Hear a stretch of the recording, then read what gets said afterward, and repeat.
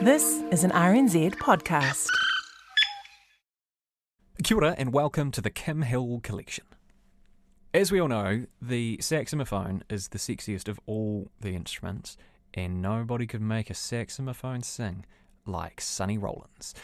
Sonny's still alive. He's 93 years old as I record this, and he is legendary for a whole bunch of things. His dexterity, his energetic performances, his amazing songwriting, and his deified improvisational skills. Sonny's being interviewed here in 2011. He was in the capital for the Wellington Jazz Festival. This interview is a personal favourite of one of Kim's producers, Mark Cuby, who was a big help putting this list together. So thanks very much for that, Mark. Really hope you enjoy this. He's regarded as one of the all-time great tenor saxophonists, along with Coleman Hawkins and John Coltrane. He's been a professional jazz musician for 60 years, famous for his improvisation, hugely influential, Sonny Rollins. And it's been a career punctuated with spiritual investigation of various kinds. Zen Buddhism, for example. I think music is a very, very spiritual gift from our higher power, whatever that is. And in a very specific way, in my playing, I'm a jazz improviser, and when I improvise, I try to lose consciousness and go into my subconscious. So I understand that much Zen teaching sort of emphasizes that the reality of life is the subconscious, and when I improvise, when I play my music, and I'm on the stage, that's the state that I strive to get into. How often when you're performing, when you're improvising then, you said you try to lose consciousness, how often do you get in that zone? As a child, when I first got my first saxophone, my mother bought my first saxophone for me. I was about 7 or 8 years old. I took the saxophone and I went into the room, and I closed the door and I played and played and played and played. And actually, I was sort of in that zone then. I'm sort of what you would call the stream of consciousness player. It's the same way that I play today. Basically, I am I hate to use the word, but I'm a primitive player. If you say primitive these days, people shudder, but there's something about primitive which is close to nature. And in that sense, I consider myself a primitive. And as I said, when I play, I go right to the source. I didn't need to know anything about music. I just loved it, and I began playing.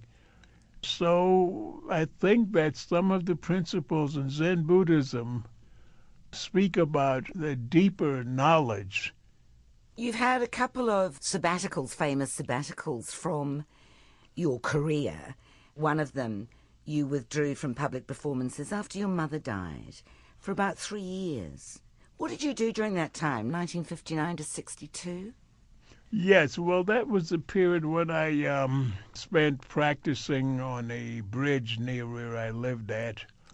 The famous Williamsburg Bridge concerts. Huh? Right. What? Why?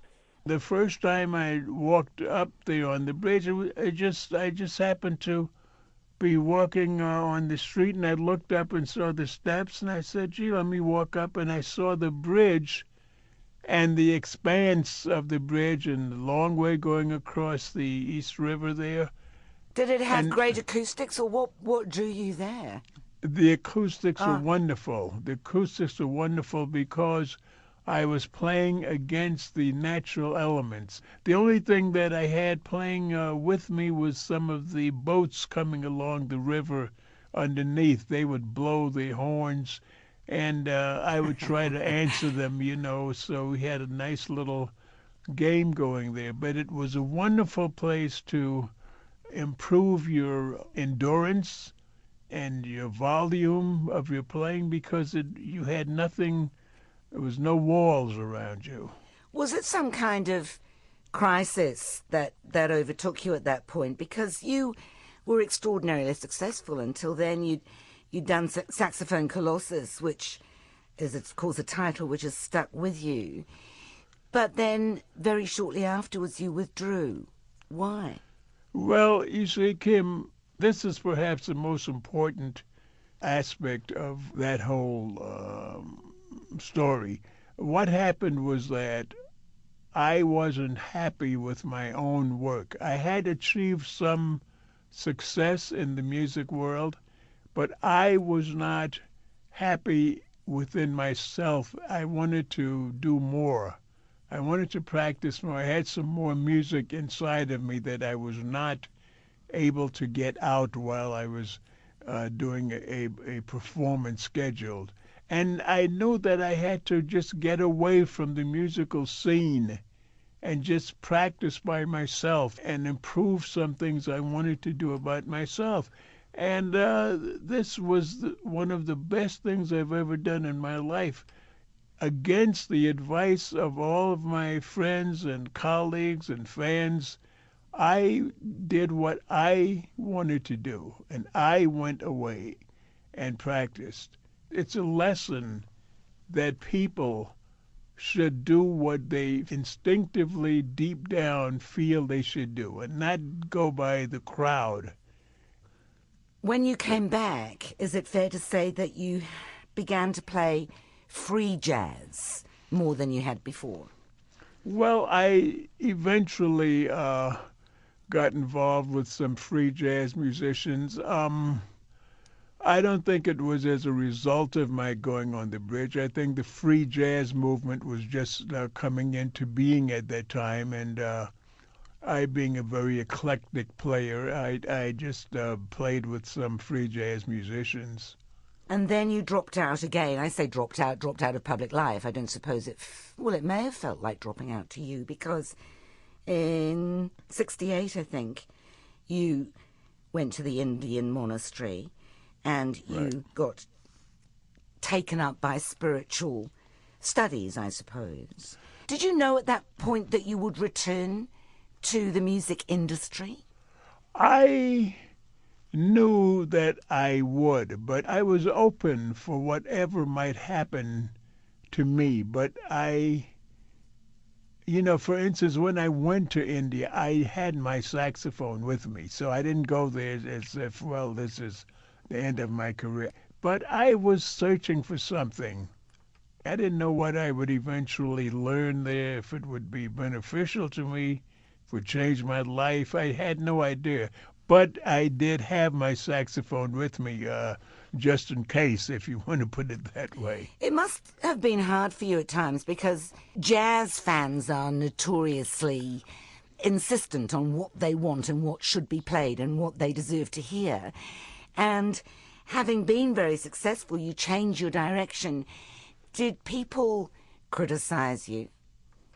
Well, I always had a sense that I knew what I was doing and that I was on the right track. Even as a child, when I first started to play, I knew that I would be a prominent musician when I grew up. I always felt that. So as I became well-known and so forth, I got used to being criticized. I was criticized quite a bit, but I had people that praised me. The people that accepted me were the great people like Thelonious Monk and Miles Davis and Bud Powell and Dizzy Gillespie and J.J. Johnson. I mean, the people that made the music that I was playing, those were the people that accepted me. So I felt that, I can accept criticism, and my skin got a little more harder, not as thin-skinned. And so today I'm still out here playing, so I still expect to be criticized. It's just that now, of course, at my age, it doesn't mean as much to me. The critics are afraid of criticizing Sonny Rollins too much nowadays. That must be a terrible thing, glowing reviews constantly. Interestingly enough, in those names that you just mentioned, you didn't mention Charlie Parker. But Right. I thought that he was the big influence on you when you were young in Harlem. Oh, yes. No, Charlie Parker was a prophet. And no, he definitely, well, Charlie Parker, yes, he was a tremendous influence on my music and also on my life. He was really a person who influenced my life first for the worse and then for the better. Why did he influence it for the worse? Well, because Charlie Parker had a habit, a drug habit, and every young player wanted to be like Charlie Parker, and therefore we wanted to do everything that Charlie Parker did. So he made it And all right to do heroin. we thought it was great to do whatever Charlie Parker did. If Charlie Parker did it, it was wonderful. But he knew it wasn't wonderful, didn't he? He knew that he was destroying himself, and what really destroyed him was the fact that so many of his young admirers and followers were following him in this aspect of his life. Did he try to kick it? Did he try I to... think he did, but that's a very, very, very difficult habit. And I think he tried. I know that he didn't want other people to do it, so I have to assume that he must have grappled with getting off of it himself. You see, and he got me off of it. How did he get you off it? Well, I was fortunate enough to be playing on a record date with him, you know, my idol. And he knew that I had been involved with drugs, but he thought that I had stopped. And I sort of gave him the impression that I had stopped, which I had in a way, but then I started again, which I didn't tell him that, but somebody else told him, well, no, Sonny is still, you know, using drugs. And when he saw that, I saw his face and the look in his eyes, expression, it was such a downer to him because he was so proud to know that I had stopped using drugs. And when I saw that, it really turned on a light in my head. I really realized that he was being destroyed just by other people following him. And I said, okay, I'm going to stop using drugs once and for all. And I did. Took a while, didn't it? I mean, it was hard. Well, I went to a place which was a sort of the precursor of what we call the Betty Ford Clinic in the United States. And it was a place where people involved with drugs would spend 4.5 months under a strict regimen and so forth. And I went there, and when I came out, of course, it was hard for me to be around the music scene because I had a lot of friends that were still using drugs, but I was able to be strong enough to resist and come out. Now, unfortunately, Charlie Parker passed away before I could come out. I was really going to see him and let him know that I got his message, but he passed away. Did you guys think that heroin enabled you to play better? Oh, Or- yeah. You did? Oh, yeah. And Yeah. do you think it did? That's a very, very difficult question. I think that a drug might give you a boost for a period of time, but then you reach the point where it begins to detract. So I think that using drugs can make you feel that I'm playing better, and maybe you might even sound better to people listening to you. But it doesn't last. You're going to reach a point where you're going to find that you're going backwards. So I have to answer that question in saying yes and no. Eventually, no. You did some time in prison, I think, for armed robbery. Was that tied up with your heroin habit? That was tied up with my heroin habit. I'm not a very violent person. In fact, I've never fired a gun in my life, but I was cajoled into let's go down, and the guys gave me the gun, and I put it in my pocket, and we got apprehended, and I ended up going to a penitentiary for that. But it's all part of my life, and so I have to accept it. That was before I ended up in the Betty Ford Clinic. That was before that. And you see, I came out from that prison environment, and I went back to drugs again, which shows what a strong pull heroin has. It's really, it's very few people can escape it. Very few people that use heroin can escape it. I consider myself really blessed and fortunate to have been able to overcome it. You must see young guys now. I don't know whether heroin is the drug of choice amongst musicians that you mix with these days, but you must see young people going down the same track as you could have. Well, Kim, not really. These days, the young musicians are not into destructive things. A lot of the young musicians today eat health foods, and they realize the benefit of having a strong mind and a strong body and all this stuff. So it was a while when I got off of drugs back in the 50s, when there were a lot of young people still using drugs. Now young musicians don't seem to be afflicted with that anymore, thank God. I read that in those days Harlem was just awash with heroin. You could hardly escape it. Is that right? Well, yes, there was sort of an invasion around the time of the Korean War, I think, in the United States. And a lot of guys came back from Korea, and the drugs were just coming into Harlem.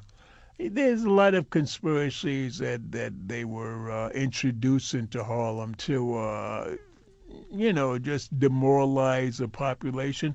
That may be true, I don't know. But in the 50s, late 40s, yes, drugs were just everywhere.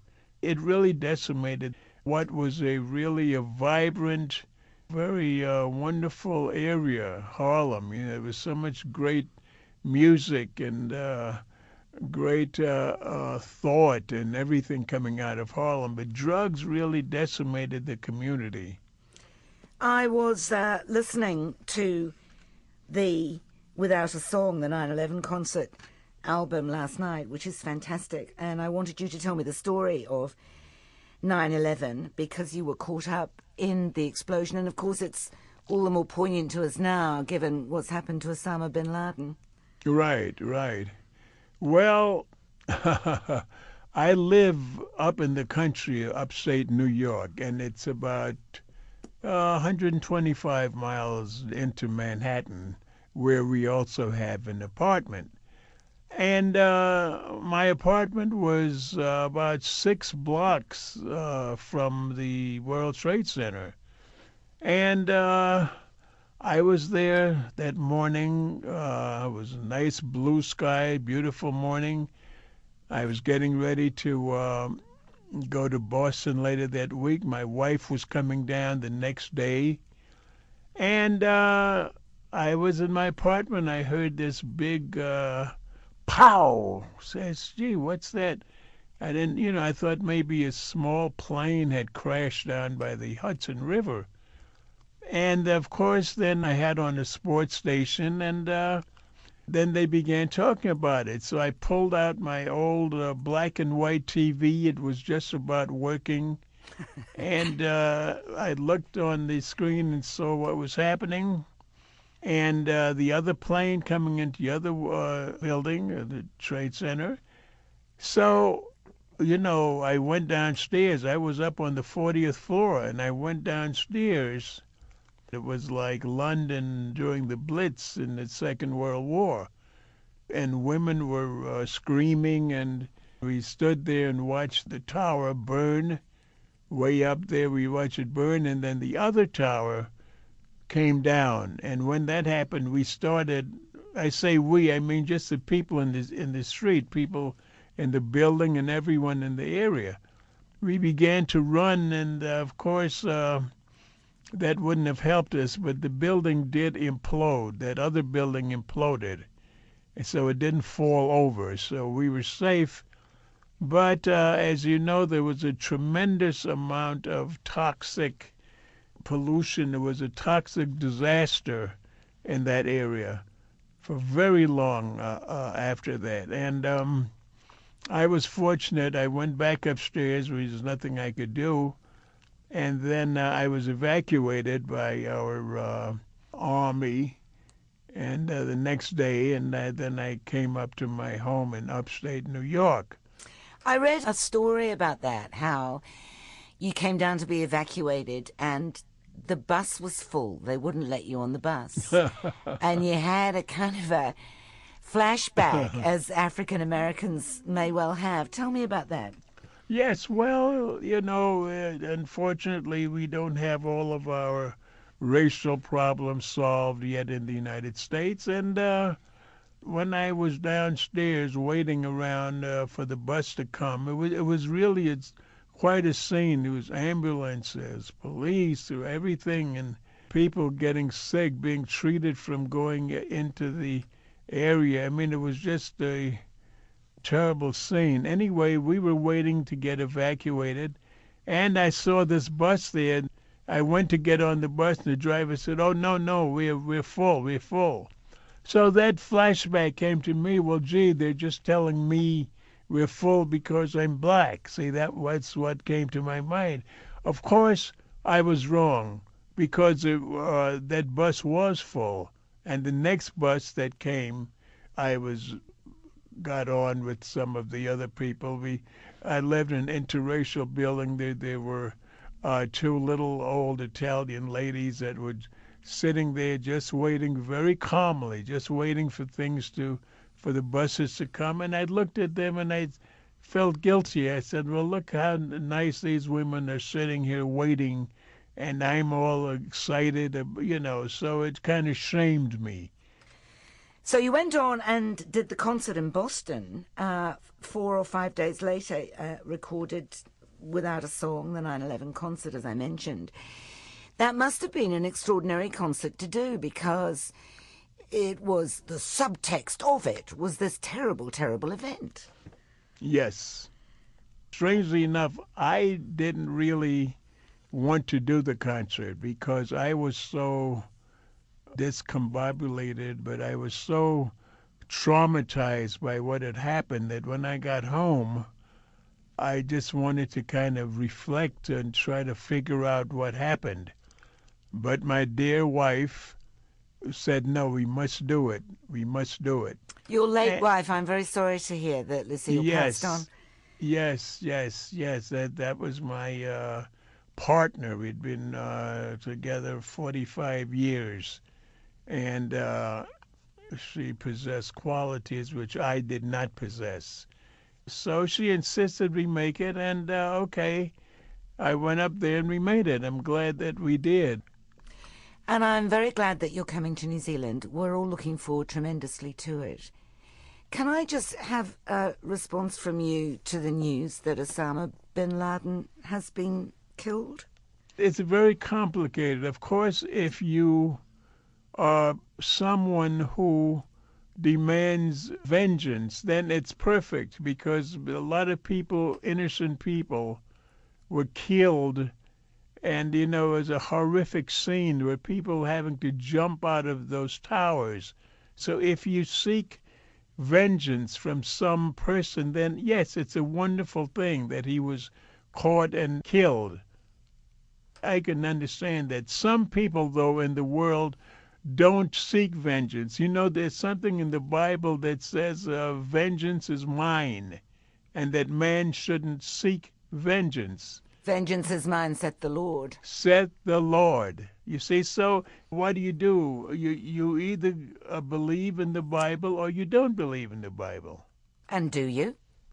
I believe in a higher power, much wisdom which is expressed in the Bible, much wisdom which is expressed in other holy books, But I definitely believe that there is a higher power. I don't know anything about it, the name, anything, but I know that there's a higher power that creates everything because, after all, where did I come from? I don't know where I came from. I was just a little boy that grew up, and here I am, a human being in this strange world, and nobody knows where they came from. It's possible to think that the higher power was working through the United States to kill Osama bin Laden, of course. That might be George Bush's argument. Well, then we are going back to the vengeance. Yeah. Yeah, well, this is a very, very, very complicated question. It's very, very complicated. I'd rather not put myself out there as believing one way or another. All I believe is that I have to be true to the man in the mirror. And my upbringing told me that the only way to live is to do unto others as others would do unto you. Saxophonist Sonny Rollins, who is doing one New Zealand concert, his first New Zealand concert, and just the one, at the Wellington Jazz Festival on June the 11th.